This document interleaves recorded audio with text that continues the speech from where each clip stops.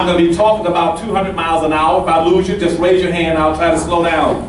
But I got a short time to give you a lot of facts and history so you get a better understanding of what's going on in this country. And I'm telling you up front before I get started, it ain't about hating anybody. Thank you. You see, I came from a mixed family.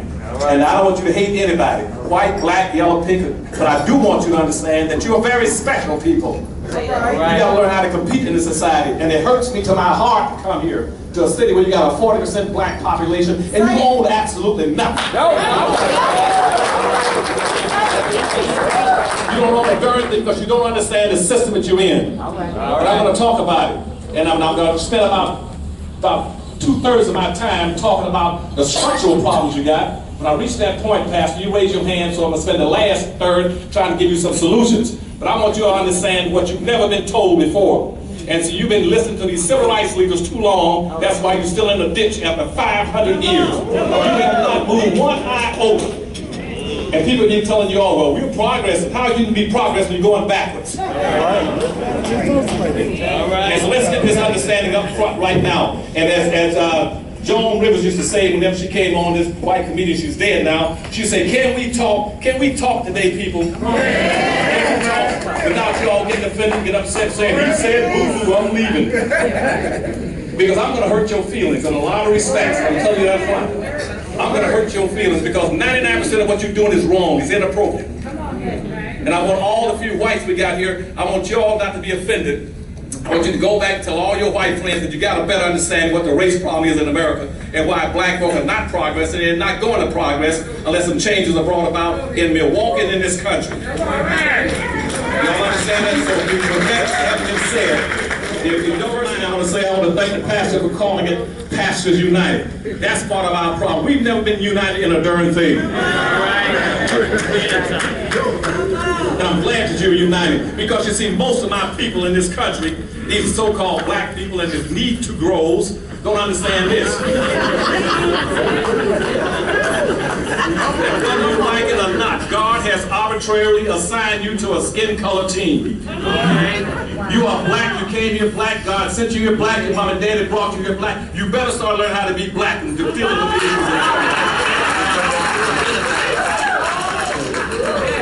And we're going to deal with it. I'm going to tell you first start about some of these structural problems.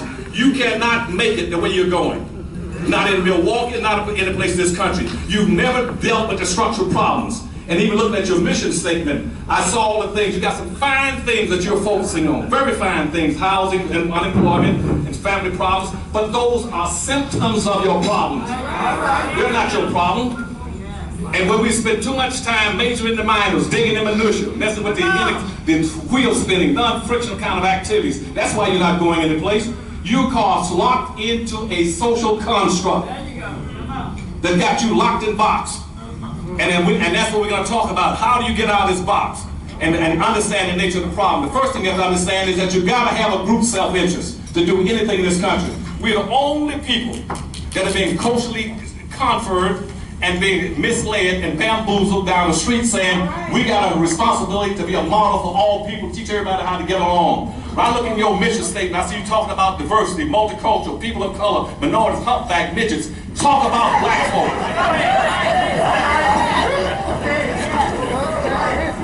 You're focused on the wrong thing. I'm going to tell you up front, you are exceptional people. There you go. That's why I wrote those two books like Dirty Little Secrets and Dirty Little Secrets 2. And what you don't understand is that we live in a nation. We live in a nation right now, constantly, I hear our esteemed president, what's his name? Barack Obama, talking about we're an exceptional nation. You know what exceptional is? I said, why are we exceptional? He said, because, you know, look at our immigration policy. We're the cradle of democracy. And we're unique and we're different, so therefore we're entitled to appreciation and greater respect from all society. I go up on the Hill in Congress when I was with President Carter. All the politicians talk about how we're a unique society. And see, because we're unusual. But nobody ever points out the fact that the most exceptional people in this country on earth are black folk in America. And so you don't have a sense of togetherness and interest.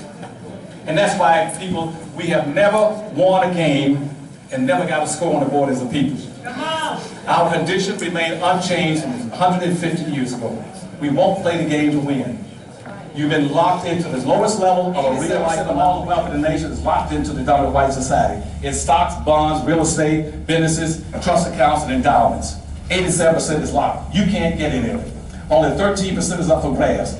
I want you all to start thinking about that 13%, see what you can get out of it.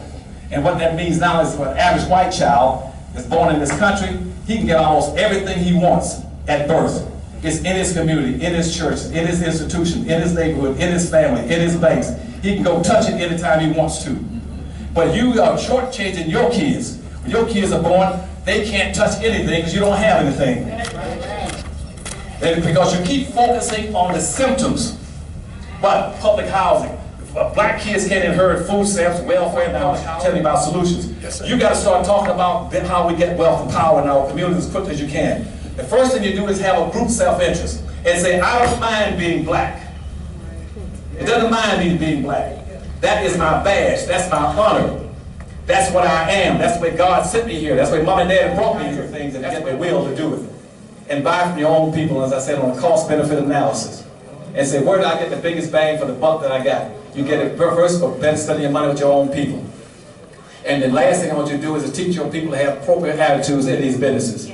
I used to go by Baskin Robbins, Howard Johnson's before I got married. I would take my wife out every time I picked her up and I would treat her some ice cream. And I would always go up to a counter like this. And I would always stop there and get some ice cream before I took her home in the evening. And I used to like banana splits. And I would say, the woman would come over and I'd say, well, can I have a banana split? She'd say, yes, sir. And I would watch it. One day I noticed, I said, you know what? This whole neighborhood is changing. But Howard Johnson is owned by whites and all employees are whites. And I said, well, she brought me my banana split. I said, lady, may I have one of those suggestion cards there? She said, yes, sir. I got the suggestion card and I said, dear owner, I said, this neighborhood is changing into a black neighborhood. It'd be appropriate if you were to start hiring some black folk and give them jobs in this business and then mix the changing attitudes and the complexion of this neighborhood.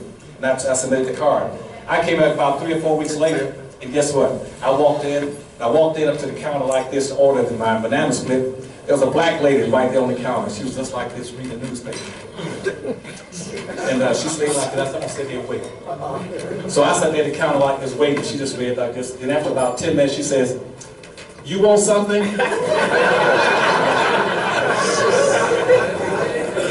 said, yes, man. I said, I want another one of them damn suggestion cards.